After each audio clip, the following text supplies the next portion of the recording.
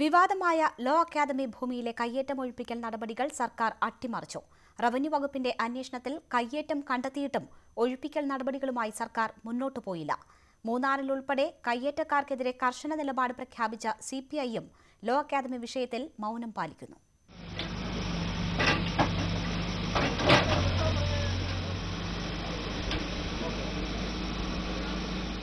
Law academy management കയ്യേറിയ water അതോറിറ്റിയുടെ 28 saint സ്ഥലം revenue വകുപ്പ് തിരിച്ചുപിടിക്കുന്ന ദൃശ്യങ്ങളാണിത്.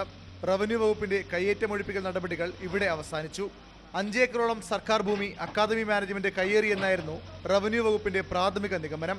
വിദ്യാഭ്യാസ ആവശ്യങ്ങൾക്ക് അനുവദിച്ച ഭൂമി വാണിജ്യ ആവശ്യങ്ങൾക്ക് ഉപയോഗിക്കുന്നുവെന്നും കണ്ടെത്തി. റവന്യൂ മന്ത്രിയുടെ നിർദ്ദേശാനുസരണം റവന്യൂ സെക്രട്ടറി നടത്തിയ അന്വേഷണത്തിലായിരുന്നു ഈ കണ്ടെത്തൽ. ക്യാമ്പസിനുള്ളിൽ മാനേജ്മെന്റ് പ്രധാനികൾ താമസിക്കുന്ന കെട്ടിടങ്ങൾ, ബാങ്ക്, ക്യാൻറ്റീൻ എന്നിവ കയ്യേറ്റ ഭൂമിയിലാണെന്നും ഉടൻ ഒഴിയണമെന്നും റവന്യൂ വകുപ്പ് നോട്ടീസ് നൽകി. എന്നാൽ മാസങ്ങൾ കഴിഞ്ഞിട്ടും തുടർ നടപടിയില്ല. ഇതിനിടെ റവന്യൂ വകുപ്പിന്റെ നടപടികൾ തടയണമെന്നാവശ്യപ്പെട്ട അക്കാദമി മാനേജ്മെന്റ് കോടതിയെ സമീപിച്ചു. കേസിൽ വിധി വന്നില്ലെങ്കിലും ഇക്കാരണം പറഞ്ഞാണ് റവന്യൂ വകുപ്പ് ഒഴിപ്പിക്കൽ നടപടികളിൽ നിന്ന് പിന്മാറിയത്.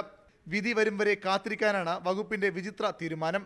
ഒഴിപ്പിക്കലിന് നിയമസാധുത ഉണ്ടോ എന്ന് പരിശോധിക്കാൻ നിയമോപദേശം തേടാനും റവന്യൂ വകുപ്പ് തീരുമാനിച്ചിരുന്നു. ഇതിലും തുടർ നടപടി ഉണ്ടായിട്ടില്ല. തഹസിൽദാർക്ക് സ്ഥലം മാറ്റമായതോടെ പ്രവർത്തനങ്ങൾ പൂർണ്ണമായി സ്തംഭിച്ചു.